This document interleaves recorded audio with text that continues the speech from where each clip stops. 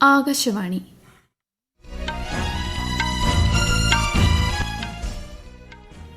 നമസ്കാരം. വാർത്തകൾ വായിക്കുന്നത് കൃഷ്ണ.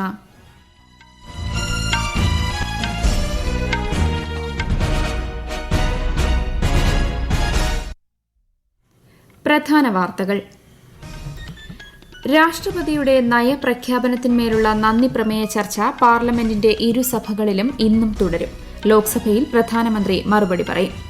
2024-25 വർഷത്തേക്കുള്ള കേരള ബജറ്റ് ധനമന്ത്രി KN ബാലഗോപാൽ ഇന്ന് അവതരിപ്പിക്കും. രാജ്യത്തെ നീതിന്യായ വ്യവസ്ഥ സുഗമവും ചെലവ് കുറഞ്ഞതുമാകേണ്ടതുണ്ടെന്ന് കേന്ദ്ര ആഭ്യന്തരമന്ത്രി അമിത്ഷാ. ഝാർഖണ്ഡിൽ മുഖ്യമന്ത്രി ചമ്പൈ സോറൻ ഇന്ന് വിശ്വാസ വോട്ട് തേടും. ഏക വ്യക്തി നിയമം നടപ്പാക്കാനുള്ള ബിൽ നാളെ ഉത്തരാഖണ്ഡ് നിയമസഭയിൽ അവതരിപ്പിക്കും. ഇന്ത്യ-ഇംഗ്ലണ്ട് രണ്ടാം ക്രിക്കറ്റ് ടെസ്റ്റിൽ വിജയം ലക്ഷ്യമിട്ട് ഇന്ത്യ ഇന്നിറങ്ങും. വാർത്തകൾ വിശദമായി. രാഷ്ട്രപതിയുടെ നയപ്രഖ്യാപനത്തിന്മേലുള്ള നന്ദി പ്രമേയ ചർച്ച പാർലമെന്റിന്റെ ഇരുസഭകളിലും ഇന്നും തുടരും. ലോക്സഭയിൽ നന്ദി പ്രമേയ ചർച്ചയ്ക്ക് പ്രധാനമന്ത്രി നരേന്ദ്രമോദി മറുപടി പറയും. പ്രധാനമന്ത്രിയുടെ മറുപടി പ്രസംഗത്തിന് മുന്നോടിയായി പാർട്ടിയുടെ എല്ലാ അംഗങ്ങൾക്കും സഭയിൽ ഹാജരാകുന്നതിന് BJP വിപ്പ് നൽകി. ചോദ്യപേപ്പർ ചോർച്ച തടയാനുള്ള ബിൽ ഇന്ന് ലോക്സഭയിൽ അവതരിപ്പിച്ചേക്കും. മത്സര പരീക്ഷയിലെ ക്രമക്കേടിന് 10 വർഷം വരെ ജയിൽ ശിക്ഷയും 1 കോടി വരെ പിഴയും പരീക്ഷാ നടത്തിപ്പിന് ചെലവാകുന്ന തുകയും ഈടാക്കാൻ ബില്ലിൽ വ്യവസ്ഥയുണ്ട്. റെയിൽവേ, നീറ്റ്, JEE, CUET പരീക്ഷകളിലെ ചോദ്യപേപ്പർ ചോർച്ച തടയുകയാണ് ബില്ലിന്റെ പ്രധാന ലക്ഷ്യം. 2024-25 വർഷത്തേക്കുള്ള സംസ്ഥാന ബജറ്റ് ധനമന്ത്രി KN ബാലഗോപാൽ ഇന്ന് നിയമസഭയിൽ അവതരിപ്പിക്കും. രാവിലെ 9-നാണ് ബജറ്റ് അവതരണം.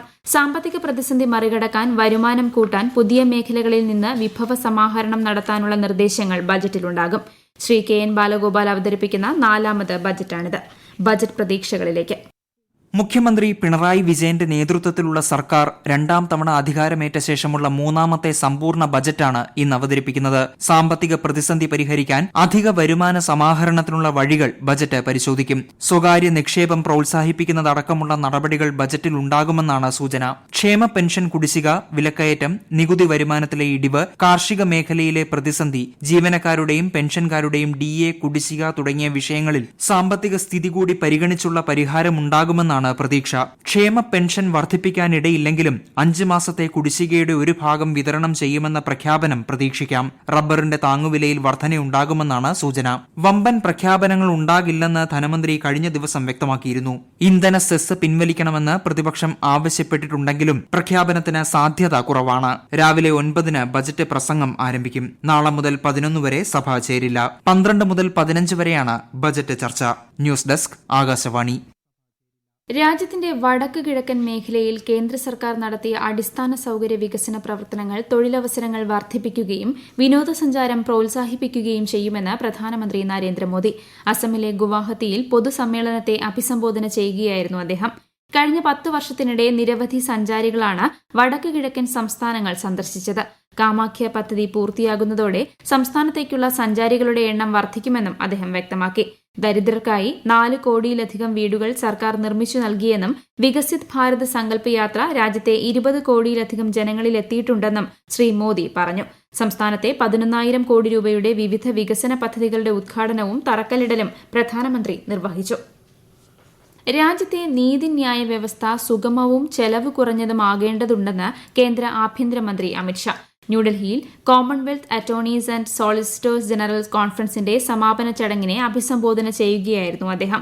മാറുന്ന സാഹചര്യത്തിനനുസരണമായി രാജ്യത്തെ നീതിന്യായ സംവിധാനവും മാറേണ്ടതുണ്ട്. അതിർത്തി കടന്നുള്ള വെല്ലുവിളികൾ കണക്കിലെടുത്ത് ജുഡീഷ്യറിയുടെ മുഴുവൻ പ്രക്രിയകളിലും സാങ്കേതിക വിദ്യയുടെ ഉപയോഗം സ്വീകരിക്കേണ്ടി വരുമെന്ന് അദ്ദേഹം പറഞ്ഞു. ഝാർഖണ്ഡിൽ മുഖ്യമന്ത്രി ചമ്പൈ സോറൻ ഇന്ന് വിശ്വാസ വോട്ട് തേടും. 2 ദിവസത്തെ പ്രത്യേക സമ്മേളനത്തിന് ഗവർണറുടെ അഭിസംബോധനയോടെ തുടക്കമാകും. വിശ്വാസ വോട്ടിൽ പങ്കെടുക്കാൻ മുൻ മുഖ്യമന്ത്രി ഹേമന്ത് സോറന് കോടതി അനുമതി നൽകിയിട്ടുണ്ട്. എന്നാൽ മാധ്യമങ്ങളോട് സംസാരിക്കുന്നതിന് വിലക്കുണ്ട്. അതേസമയം വിശ്വാസ വോട്ടെടുപ്പിൽ പങ്കെടുക്കാൻ കോൺഗ്രസ് JMM MLA-മാർ ഹൈദരാബാദിൽ നിന്നും റാഞ്ചിയിലെത്തി. സർക്കാരിന് അനുകൂലമായി വോട്ട് രേഖപ്പെടുത്തണമെന്ന് സഖ്യകക്ഷികൾ MLA-മാർക്ക് വിപ്പ് നൽകിയിട്ടുണ്ട്. ഉത്തരാഖണ്ഡിൽ ഏക വ്യക്തി നിയമം നടപ്പാക്കുന്നതിനുള്ള ബിൽ നാളെ നിയമസഭയിൽ അവതരിപ്പിക്കും. ഇതിനുള്ള കരട് ബില്ലിന് സംസ്ഥാന മന്ത്രിസഭായോഗം അംഗീകാരം നൽകി. ഇന്നലെ മുഖ്യമന്ത്രി പുഷ്കർ സിംഗ് ധാമിയുടെ ഔദ്യോഗിക വസതിയിൽ ചേർന്ന യോഗത്തിലാണ് തീരുമാനം. ഈ വാർത്തകൾ ആകാശവാണിയിൽ നിന്ന്.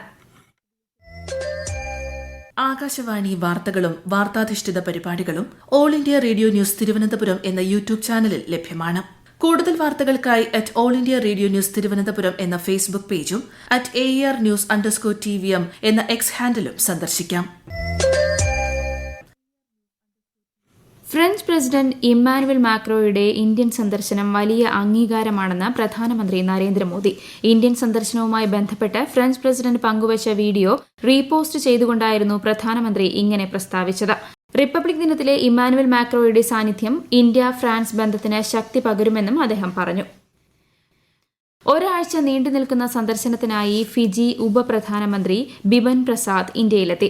കേന്ദ്ര വിദേശകാര്യ മന്ത്രാലയത്തിന്റെ ഇൻഡോ പസഫിക് മേഖല ജോയിന്റ് സെക്രട്ടറി പരിമിത ത്രിപാഠി അദ്ദേഹത്തെ ഡൽഹിയിൽ സ്വീകരിച്ചു. വിദേശകാര്യമന്ത്രി എസ് ജയശങ്കർ, സഹമന്ത്രി രാജ്കുമാർ രഞ്ജൻ സിംഗ് തുടങ്ങിയവരുമായി അദ്ദേഹം വരും ദിവസങ്ങളിൽ കൂടിക്കാഴ്ച നടത്തും. ഗോവ, ഗുജറാത്ത്, അയോധ്യ തുടങ്ങിയ സ്ഥലങ്ങളും അദ്ദേഹം സന്ദർശിക്കും.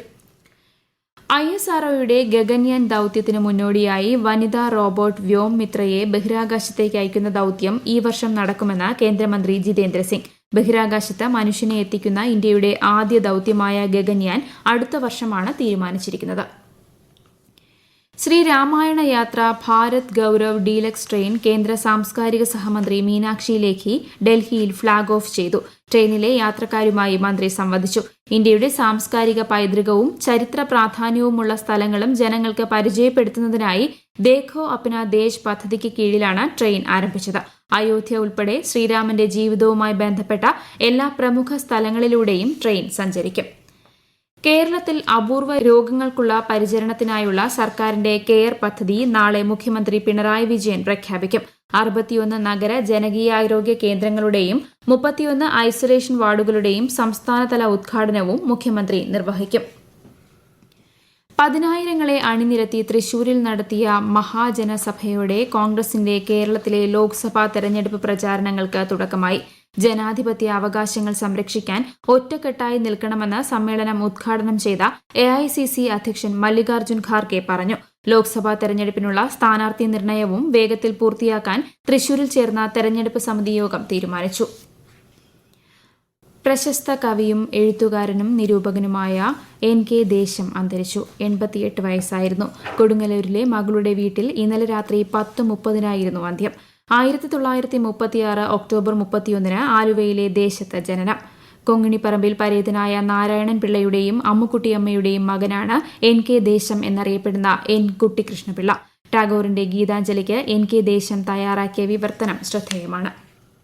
എറണാകുളം പെരുമ്പാവൂരിൽ കോളേജ് ബസും ലോറിയും കൂട്ടിയിടിച്ച് 20 വിദ്യാർത്ഥികൾക്ക് പരിക്കേറ്റു. പെരുമ്പാവൂർ സിഗ്നൽ ജംഗ്ഷനിലായിരുന്നു അപകടം. കൊണ്ടോട്ടി ആർട്സ് ആൻഡ് സയൻസ് കോളേജിലെ വിദ്യാർത്ഥികളാണ് അപകടത്തിൽപ്പെട്ടത്.